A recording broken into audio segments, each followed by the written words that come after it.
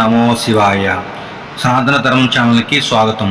అందరికీ కూడా అమ్మవారి ఆశీస్సులు ఉండాలని మనస్ఫూర్తిగా కోరుకుంటున్నాను. ఆ తల్లిని కూడా వేడుకుంటున్నాను. ఈరోజు మనం ఫిబ్రవరి 28న మాఘమాస అమావాస్య ఎంతో శక్తివంతమైన రోజు. ఈరోజు మాఘ అమావాస్య వ్రత కథను ఎవరైతే భక్తి శ్రద్ధలతో వింటారో వారికి జీవితంలో అన్నానికి బట్టలకు లోటు ఉండదు.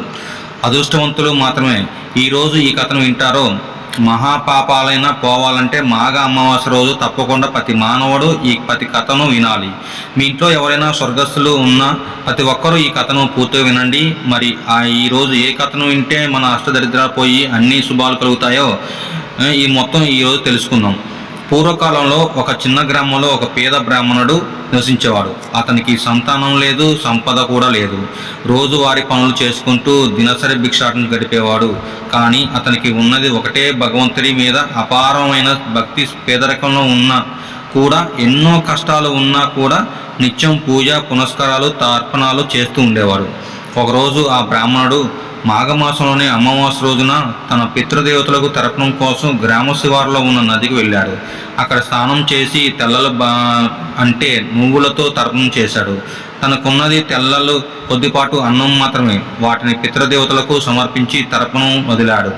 ఆ రాత్రి బ్రాహ్మణుడి కళల్లో అతని పితృదేవతలు ప్రత్యక్షమై ఇలా అన్నారు: నువ్వు మాఘ అమావాస్య రోజున మాకు తెల్ల తర్పణం సమర్పించడం ఎంతో ఆనందం కలిగించావు. మేము దీర్ఘకాలంగా పిశాచ లోకంలో బాధపడుతున్నాము. నీ తెలతరపణం పుణ్యఫలంతో మేము స్వర్గలోకానికి చేరాము. నువ్వు ధన సంపదలతో సుఖంగా జీవిస్తావు. నీ జీవితంలో నీకు సకల ఆయుష్లు కలుగుతాయని వాళ్ళు చెప్పారు. నీకు అన్ని సమృద్ధిగా అందుతాయి అన్ని వాళ్ళు దీవించారు. ఆ బ్రాహ్మణుడు ఆ కళను చూసి ఎంతో ఆనందపడి మరుసటి రోజు అదే విశ్వాసంతో మరలా తర్పణం చేశాడు. ఆ బ్రాహ్మణుడు గ్రామ సమీపంలోని ఒక రాజ్యం ఉండేది. ఆ రాజ్యంలో ధనాధిపతి కుబేరుడు నివసించేవాడు.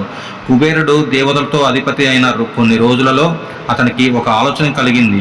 నా వద్ద ఎన్ని నిధులు ఉన్నా నాకు పితృదేవతల ఆశీస్సులు సంపూర్ణంగా లేవని బాధపడుతూ ఉన్నాడు ఆ బ్రాహ్మణుడు తలతరపణం చేసి తన వంశాన్ని స్వర్గానికి చేర్చటమే నేను కూడా అలాంటి పుణ్యకారం చేయాలి అని అనుకొని అప్పుడే కుబేరుడు తన సేవకులను పంపించి ఆ బ్రాహ్మణుని తీసుకొని రమ్మని పంపించాడు. బ్రాహ్మణునికి మర్యాదలతో ఆహ్వానం పలికాడు. కుబేరుడు ఆ బ్రాహ్మణుతో ఇలా అన్నాడు: మహానుభావ, నువ్వు చేసిన తిలతర్పణం వల్ల నీ పితృదేవతలు మోక్షం పొందుతారు. నీ పుణ్యఫలాన్ని విని నేను కూడా మా అమావాస్య రోజున నీతో కలిసి తిలతర్పణం చేయాలనుకుంటున్నాను. నువ్వు మా వద్ద ఉండి కార్యం నడిపించాలని అన్నాడు. ఆ మాట విని ఆ బ్రాహ్మణుడు చాలా సంతోషించాడు. ఆ మాఘ అమావాస్య రోజున కుబేరుడు బ్రాహ్మణుడు కలిసి గంగానది తీరం వద్దకు చేరుకుని మహాపితృతర్పణం నిర్వహించారు. బ్రాహ్మణుడు మంత్రోచ్చరణ చేయగా కుబేరుడు తెల్లలు, బంగారం, ధాన్యాలు, గోదానం వస్త్రాలు విరివిరిగా దానం చేశాడు. పితృదేవతలకు తర్పణం చేశాడు. ఆ సమయంలో గంగానన మార్గంలో పితృగణాలు పక్కపక్కన ప్రత్యక్షమై ఆశీర్వదించి ఇలా అన్నారు: కుబేరా మహారాజు, నువ్వు మాకు మాఘ అమావాస్య రోజున చేసిన ఈ తలతర్పణాలు కారణంగా నవనిధులపై ఎల్లప్పుడూ శుభాశీస్సులు ఉంటాయి. నీ వంశం సంతోషంతో సకల సంపదలతో ఆనందంగా ఉంటుందని వారందరూ ఆస్వాదించారు. ఆ రోజు నుండి కుబేరుడికి మరింత ఆశ్చర్యం కలిగించింది. అతని నిధులు మరింత పెరిగాయి. ఆ బ్రాహ్మణుడు కూడా తన పేదరికాన్ని వదిలి కుబేరుని ఆశీస్సులతో మంచి స్థితికి చేరుకున్నాడు. కుబేరుడు ఆ బ్రాహ్మణునికి ఒక భూభాగాన్ని దానం చేసి అందులో ఒక గుడి నిర్మింపజేసి ప్రతి అమావాస్య నాడు తర్పణం అన్నదానం చేసేవాడు. మాఘ అమావాస్య రోజున తిలదానం చేయటం వలన పితృదేవతలకు మోక్షం కలుగుతుంది. ఐశ్వర్యానికి మాత్రమే కాదు, ఆధ్యాత్మిక దానికి కూడా పితృ పూజ అవసరం. ధనవంతులు దానం చేసి పేదలను ఆదరించాలి. పేదలు చేసే చిన్న పూజలు కూడా ఎంతో ఫలప్రదం కావచ్చు. మాఘమాసంలో అమావాస్య రోజున తర్పణం దానం చేయండి. పితృదేవతల ఆశీస్సులతో సకల ఐశ్వర్యాలు మీ చుట్టూ తిరుగుతాయి. అదృష్టవంతులు మాత్రమే ఈరోజు ఈ కథను వింటే మీ దోషాలను పోయి సకల ఐశ్వర్యాలు కలుగుతాయి. మాఘ అమావాస్యకు సంబంధించిన మరో కథను మీకు చెబుతాను, జాగ్రత్తగా వినండి.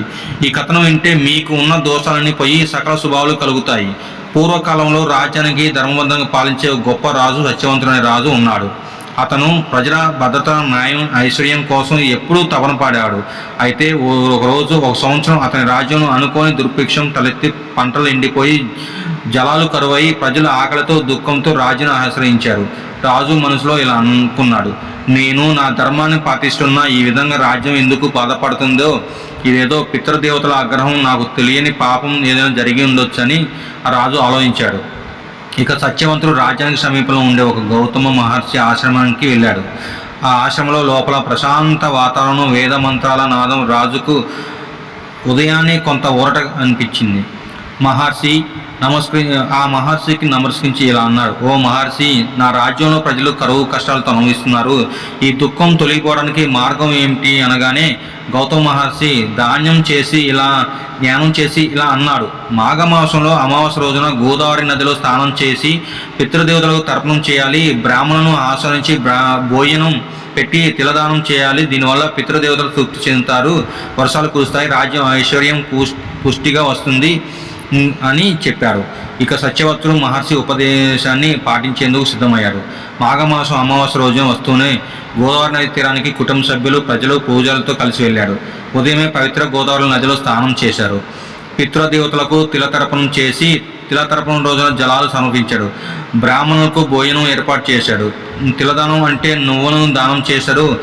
ధాన్యం చేశాడు. వస్త్రదానం, సువర్ణదానం చేశాడు. అతను ఈ వ్రతాన్ని భక్తిపూర్వకంగా ముగించిన వెంటనే ఆకాశంలో మేఘాలు గుమ్మిగూడాయి. సరిగ్గా చినుకులు పడుతున్నాయి. కొద్ది రోజుల్లోనే వర్షాలు కురిసి రాజ్యంలో సస్యశ్యామలం అవుతుంది అని అన్నాడు. ఆ రాత్రి సత్యవంతుడు నిద్రలో ఒక దివ్య దర్శనం పొందాడు. తన పితృదేవతలు తేజోమయ స్వరూపంతో ప్రత్యక్షమయ్యాడు. ఇలా చెప్పారు, సత్యవంతుడా, నీ తర్పణం తిలదానం వల్ల మేము నరకంలోకంలో ఉన్న బాధల నుండి విముక్తి పొందాము. ఇప్పుడు స్వర్గానికి చేరుకున్నాం. నీ రాజ్యం ఎల్లప్పుడూ శాంతి, ఐశ్వర్యం నిండుగా ఉంటాయి. నీ వంశం చరిత్రలో స్థిరస్థాయిగా నిలుస్తుందని, ఆ తర్వాత రాజ్యం మొత్తం ఉల్లాసంగా మారి ప్రజలు మాఘ అమావాస్య వ్రతం వల్లే ఈ సంపద వర్షం కురిసిందని ఎంతో సంతోషించారు. ఆ రోజు నుండి మాఘ అమావాస్య నాడు గోదావరి స్నానం, తిలతర్పణం, తిలదానం, బ్రాహ్మణ భోజనం దానం చేస్తే వంశాభివృద్ధి, వర్షాలు, ఐశ్వర్యం లభిస్తున్నాయి. పితృదేవతలు స్వర్గానికి చేరుతున్నారు అనే నమ్మకం ప్రజల్లో బలపడింది. పితృ కార్యాలను చేయటం వల్ల వంశానికి కీర్తి, ఐశ్వర్యం కలుగుతాయి. మాఘ అమావాస్య రోజున గోదావరి నదిలో స్నానం, తిలతర్పణం దానం చేయడం ఎంతో శుభప్రదం. పితృదేవతల అనుగ్రహం వల్ల ఈ రాజ్యం, కుటుంబం, వ్యక్తిగత జీవితం, శాంతి, సంపదలు కలుగుతున్నాయి. ఇదే మాఘ అమావాస్య వ్రత మహత్యాన్ని తెలియజేసే సత్యవతరాజు ఈ కథను అందరూ తెలియజేసి, ఈ రోజు అదృష్టవంతులు మాత్రం వింటారు. ఈ రోజు ఎవరైతే ఈ కథను విన్నారో మీకు ఎలాంటి దోషాలు ఉన్నా పోతాయని చెప్పారు. ఇక మాఘ అమావాస్య గురించి ఈ కథను ఎవరైతే వింటారో వారికి సకల శుభాలు కలుగుతాయి. పూర్వకాలంలో భూలోకంలో ఒక బ్రాహ్మణుడు ఉండేవాడు. అతను ధార్మికుడు, వేదహిత కర్మలను నిష్ఠిగా ఆచరించే వ్యక్తి. అయితే అతనికి కొంతకాలంగా ఓ విచిత్రమైన కళ కలుగుతూ ఉండేది. ఏదో తెలియని బాధ, అంతర్గత మనస్తాపం, కుటుంబంలో అనర్థాలు జరుగుతూ ఉండేవి. ఆ బ్రాహ్మణుడు నిత్యం దేవతర్పణ జపాలు చేస్తూ ఉండేవాడు. ఆ కలత మాత్రం తొలగలేదు. ఒకరోజు అతనికి రాత్రి నిద్రలో ఓ స్వప్న దర్శనం జరిగింది. అతని పితృదేవతలు అంటే తండ్రి, తాతలు, వంశపురుషులు అందరూ అతనికి ప్రత్యక్షమై ఇలా అన్నారంట, బిడ్డ, మేము పేతృలోకములో బాధపడుతున్నాము. నీ వలనే మేము ఈ స్థితికి చేరుకున్నాం. నువ్వు మాకు తత్కర్మణం చేయలేదు. నీ దగ్గర నుండి పిండ ప్రదానం, తర్పణాలు లభించలేదు. అందువల్ల మేము వేదన అనుభవిస్తున్నాం.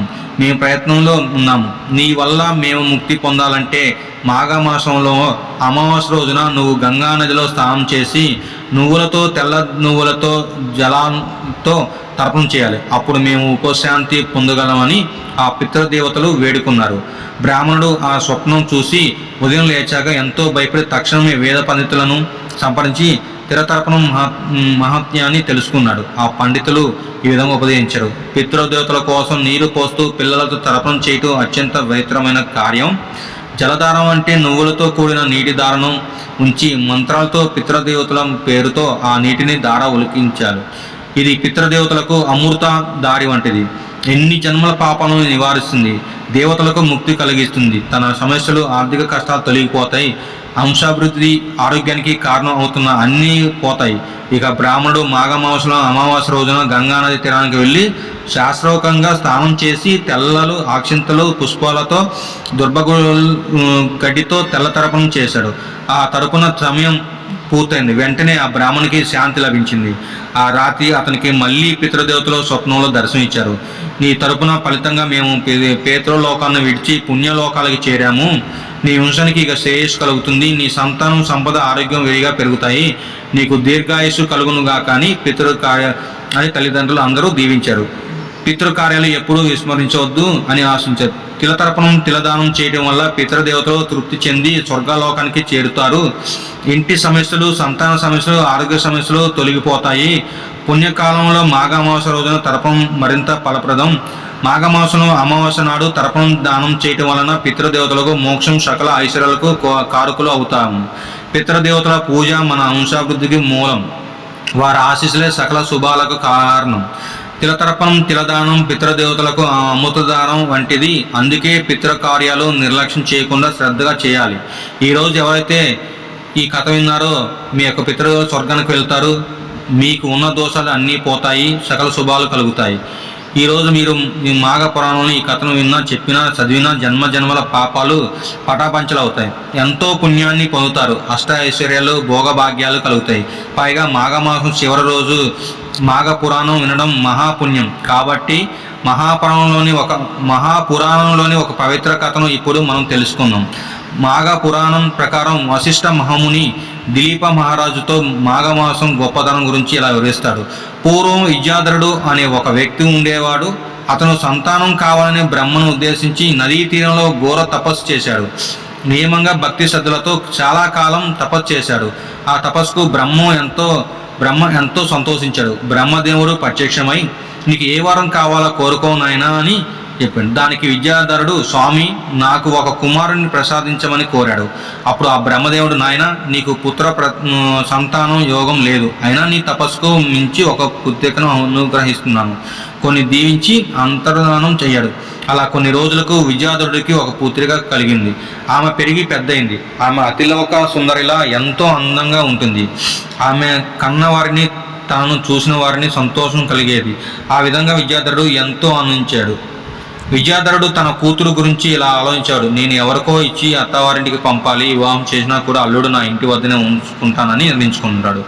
ఒకరోజు ఆమె అలా వెళ్తుంటే ఒక రాక్షసుడు ఆమెను చూశాడు. ఆ రాక్షసుడు, దేవి భక్తుడు ఎన్నో విద్యలను సంపాదించాడు. కోరిన రూపాన్ని ధరించి గల శక్తి కూడా సంపాదించాడు. ఆ రాక్షసుడు విద్యాధరుడు పుత్రికను చూడగానే ఆమె అందానికి దాసోహమే అయ్యాడు. ఎంతటి అందమైన యువతినైనా ఎలాగైనా వివాహం చేసుకోవాలని అనుకున్నాడు. ఆ రాక్షసుడు మిక్కిలి శక్తివంతుడు. మహారాజును తపస్సును మెప్పించి శివుని మొరం ఉంది వరాన్ని కోరుకున్నాడు. ఆ మహాశివుడు ఆ రాక్షసుని ఇలా అన్నాడు, నీ శత్రువులకు దొరికితే నువ్వు మరణిస్తావు అని చెప్పి వరమిచ్చాడు. ఇక వరగతిన నా రాక్షసుడు నన్ను మించిన శత్రువు ఎవరు ఉంటాడు, నా ఆయుధం శత్రువుకి ఎలా అందుతుంది అని అనుకొని లెక్క చేయక ప్రవర్తించాడు. ఆ విధంగా రాక్షసుడు విద్యాధరుడు పుత్రికను చూసి ఇలా అన్నాడు, ఓ సుందరి, నీ అందం నన్ను పిచ్చివాడిని చేస్తుంది. నువ్వు నన్ను వివాహం చేసుకుంటావని అడిగాడు.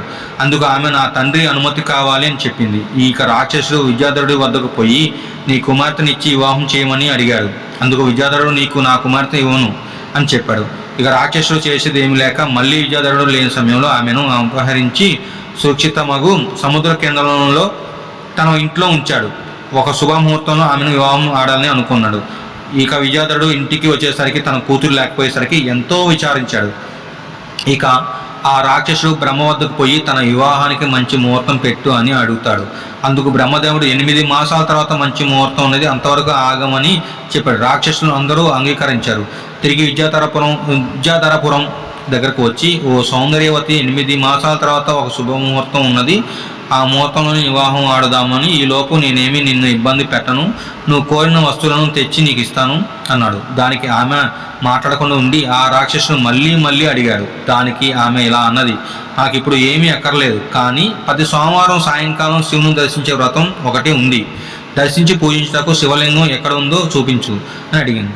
ఆ రాక్షసుడు పాతాళంలో ఉన్న హటేశ్వర ఆలయం చూపించాడు. ఆ విధంగా ఆమె రాక్షసుని అనుమతితో శివ దర్శనానికి ప్రతి సోమవారం పాతాళానికి పోయి వస్తుండేది. ఒకరోజు పాతాళ లోకంలో ఉన్న హటకేశ్వర స్వామిని దర్శించుకోవడానికి వెళ్ళింది. అప్పుడు అక్కడికి త్రిలోక సంచారి అయిన నారద మహర్షి హటకేశ్వర స్వామిని దర్శించు వచ్చి ఆమెను చూశాడు. నారదుడు అసలు ఓ అమ్మాయి, నువ్వు ఇక్కడ ఉన్నావేంటి అని అడిగాడు. అప్పుడు ఆమె జరిగిందంటే వివరించారు. రాక్షసుడు తాను సముద్రం కింద ఉన్న గృహంలో బంధించాడని చెప్పింది నారదుడికి. ఆమె చెప్పిందంట విని, అమ్మాయి భయపడకు, విష్ణు భక్తుడైనా నీకు భర్తగా అయ్యేవాడిని దగ్గరకు పంపుతాను. అతను భర్త కాబట్టి విచారించుకో. నీకు ఒక మంచి ఉపాయం చెబుతాను విను. యుధాశివుడికి ఎదురుగా మానవ సరోవరం కలదు. మాఘమాసంలోని సరస్సులో మనం ఆచరించము. గంధం పుష్పాలతో శ్రీ మహావిష్ణువును పూజించు. ప్రదక్షిణ నమస్కారం చేయము. మాఘమాసం అంతా ఇలా చెయ్యి. ఇలా చేసిన వారికి కోరినది లభిస్తుంది. శ్రీమన్నారాయణుడు కాపాడుతాడు. మాఘమాసం మరియు పూజ ఎట్లా పుణ్యం చేస్తాయి కాబట్టి నేను చెప్పిన విధంగా చెయ్యి అని చెప్పి నారదుడు వెళ్ళిపోయాడు. ఇక ఆమె నారదుని మాటలు గుర్తుంచుకొని మాఘమాసం మానవ సరోవరం వద్దకు వెళ్ళి స్నానం చేసి పూజ చేయసాగింది. నారదుని మాట నిజమవ్వాలని ఎదురు చూస్తూ ఉంది. ఇక నారదుడు లోక సంచారం చేస్తూ సౌరాష్ట్ర దేశంలో పాలించి శ్రీ మహావిష్ణు భక్తుడకు హరిద్రముడు అనే మహారాజు చూశాడు. ఆ రోజు సర్వకాలంలో ఆ మహావిష్ణువును స్మరిస్తాడు. ఇక హరిద్రు వద్దకు నారదుడు వెళ్ళాడు. ఇక హరిద్ర నారద మహర్షిని చూసి ఎదురు వచ్చి గౌరవించాడు. తగిన ఆసనంపై కూర్చోబెట్టి పోషించాడు. ఇక నారదుడు ఇలా అన్నాడు, రాజా, విజాతరుడు కుమార్తెను రాక్షసుడు బలవంతంగా అపహరించి సముద్ర గర్భంలో దాచాడు. ఆమె ఎంతో అందంగా ఉంటుంది, శ్రీలోక సుందరి. ఆమెకు తగిన భార్య ఆ రాక్షసుని వారి సేవకులతో సంహరించాలి అని రాజుకు తగిన రీతిలో వివరించి వెళ్ళిపోయాడు. ఇక హరిద్రముడు సముద్రం వద్దకు పోయాడు. నారదుడు చెప్పినట్టుగా సముద్రం దగ్గరకు పోగానే తన లోకానికి ముచ్చుటకు మార్గం చూపించి ఆ విధంగా రాజు లోపునికి వెళ్ళి రాక్షసుడు ఉండే గృహలోకి వెళ్ళాడు. ఆ సమయంలో రాక్షసుడు ఇంట్లో లేడు. ఆ రాక్షసుడు వివాహ ముహూర్తానికి బ్రహ్మ వద్దకు పోయాడు. అతను పోతూ తన గృహంలో ఉంచాడు. రాజు ఆ రాక్షసుని ఇంట్లో ఉన్న సొమ్ము చేసుకున్నాడు. రాక్షసుడు అదే సమయంలో తన సేవలను తీసుకున్న రాధను చూశాడు. వారిద్దరి మధ్య చాలా కాలం యుద్ధం జరిగింది. ఇక హరిద్రుడు శివుడు ప్రయోగించి రాక్షసుని అపహరించాడు. ఆ రాజును రాక్షసుని సంహరించి విద్యాధరుడు పుత్రిక వద్దకు పోయాడు. ఆమె ఆ క్షణంలో నారదుడి మాటలకు గుర్తించుకొని అతని భర్తగా వరించింది. హరిద్రమధుడు ఆమెను వివాహం ఆడాడు. ఇక ఆ దంపతులు విష్ణు భక్తులు విష్ణు పూజను మరియు మాఘమాసంలో స్థానం విడవకుండా చేస్తున్నారు. ఇక విద్య కూడా ఎంతో సంతోషించారు. ఆ విధంగా అదంతా చిరకాల ఆనందంగా జీవించాలని వశిష్ఠమయమని దేవ మహారాజుతో చెప్పాడు. ప్లీజ్ దయచేసి నా సనాతన ధర్మం ఛానల్ని సబ్స్క్రైబ్ చేసి షేర్ లైక్ చేయగలని మీ అందరినీ మనస్ఫూర్తిగా కోరుకుంటున్నాను.